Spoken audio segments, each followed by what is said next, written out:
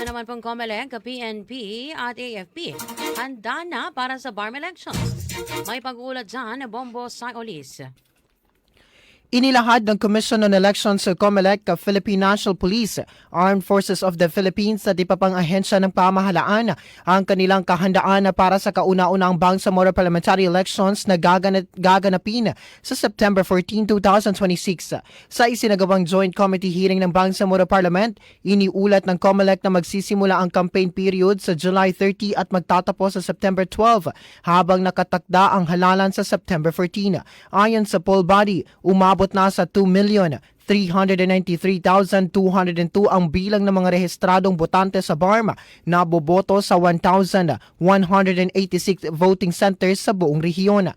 Iniulat din ng COMELEC na nakumpleto na ang paghahanda ng mga automated counting machine at iba pang election equipment na gaganapin o gagamitin sa halalan. Samantala, inilahad ng Police Regional Office Bangsamoro Autonomous Region o PROBAR ang kanilang security assessment kung saan 92 municipalities at 42 barangays ang tinukoy ng mga area of concern dahil sa umiiral na political rivalry at presensya ng mga armadong grupo.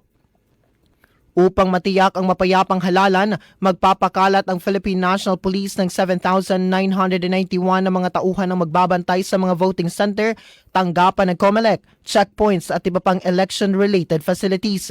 Naglatag din ng kanilang security preparation ang Armed Forces of the Philippines, kabilang ang 6th Infantry Division at Western Mindanao Command. Kabilang sa kanilang mga plano ang pagtiyak sa seguridad ng transportasyon ng mga election personnel at election materials, gayon din sa canvassing ng mga boto bago, habang at matapos ang halalan. Iniulat naman ng Ministry of the Interior on Local Government na magpapatuloy ang voter information campaign at pakikipag-ugnayan sa mga lokal na government unit at security agencies upang maipabot ang mahahalagang impormasyon na tungkol sa halalan sa buong rehiyon. Sa pagdinig, iginiit ng mga miyembro ng Bangsamoro Parliament ang kahalagahan ng pagpapanatili ng seguridad ng mga kandidato at botante, gayon din ang pagpapalawak ng voter education, lalo na sa mga geographically isolated at disadvantaged areas bago ang pagsisimula ng campaign period. At iyan ang aking report. Ako si Bombo Saolis and this is Bombo Radio Philippines, the #1 and most trusted source of news and information. Basta Radio. Bombo!